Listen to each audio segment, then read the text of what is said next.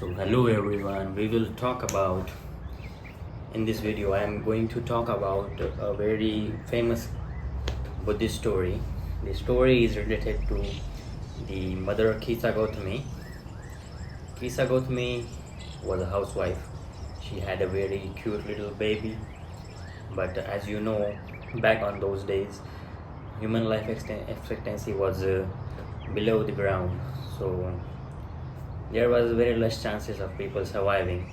So what happened was her cute little baby just died, and the shock of that, the grief of this thing made her insane.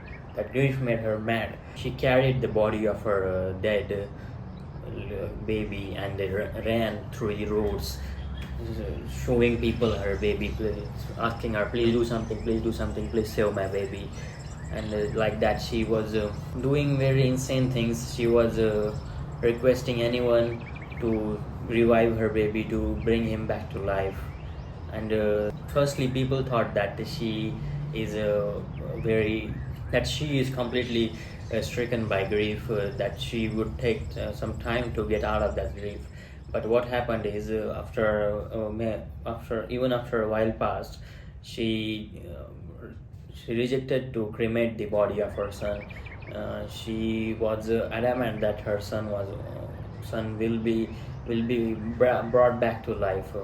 So the people thought that something must be done to solve the situation. So what happened that they sent her to Gautam Buddha ji. They told her that your baby can be brought back to life only by one person, and that person is Gautam Buddha himself. So, so very much delighted by the news and the information. What happened is she went to the ashram of Gautam Buddha ji, and there she laid down her baby in front of Buddha and told him to revive him back to the life. Gautam Buddha, seeing her desperation and her insanity in her eyes, he knew that the time wasn't right to give her wisdom about life and death. He told her that he will revive the baby. That's hearing that from Gautam Buddha, the Kisa Gautami was very delighted. She thought that now her baby will be brought back to life and everything will be back to normal again. She will be a happy mother, catering to her needs of her child. So she told Gautam Buddha to do what they wanted to do and bring the baby back to life. But Buddha told her that there is one condition, that he will need a ingredient. She asked what the ingredient was, and Gautam Buddha told her that the ingredient is the mustard seeds. He want one mustard seed.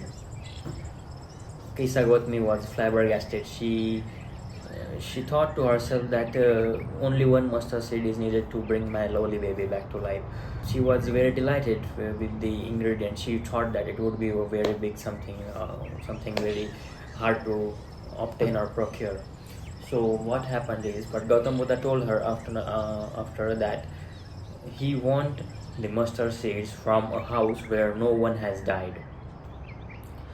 So she went to the village and she asked to every home of the village. She went to the home and told the inhabitants that my baby has died, and Gautam Buddha has asked to bring some mustard seeds to revive him back. Please give me some mustard seeds. So the inhabitants also tried to help her. They gave her mustard seeds. They thought that if the mustard seed given by us can revive some human being back to life, why shouldn't we help? They gave her the mustard seeds, but then she asked them if anyone has died in your house. So they answered that my mother has, my sister or my sibling, one of my parents or my grandfather or something. Everywhere she went, people told that someone had died in their family. She asked all the houses of the village. Then she went to the next village. There she asked everyone, but in all the house she went, there was someone was dead in that house. So in her search, she found the truth herself, that death is inevitable. and everyone has to face that, and there is no guarantee for life. She came back to Gautam Buddha and she accepted the fact that her baby had died, that every living being has end. She asked Gautam Buddha to take her in her teachings, and she became a very good bhikkhuni, and then she became one of the best bhikkhunis of the time. So that's the point I want to make, that we read everywhere. We read on the social media, on our books, in our textbooks, in newspaper, in some kind of sermons of great people, that we shouldn't attach ourselves to the life. That life is impermanent, and all the living beings has death. They will face death and they will die one day. But most of the times what happens is we just read that advice, we just hear that advice, and then we yes, we think about it, but we what happens, we forget about it completely. We don't internalize that teaching. It's like there is a illusion in psychology. That illusion is called as end of the history illusion. So it means that every person, all of us are walking around with an illusion in our mind, that we all know that we have changed so much from the past. Let's say from back 1 year, we think that we all know that we have changed so much from the past 1 year. But what happens is we think that what we are now is our ultimate final form, that we will be we are now, what we are now is what we meant to always meant to be. So we think that this is what we will always be, and for the rest of our future. That's the illusion we have. We don't think that as I have changed so much in the back 1 year or 5 years, I will also change in the next 1 or 5 years. We all have that illusion that our personal history has ended and we will stay the same as it is for the future.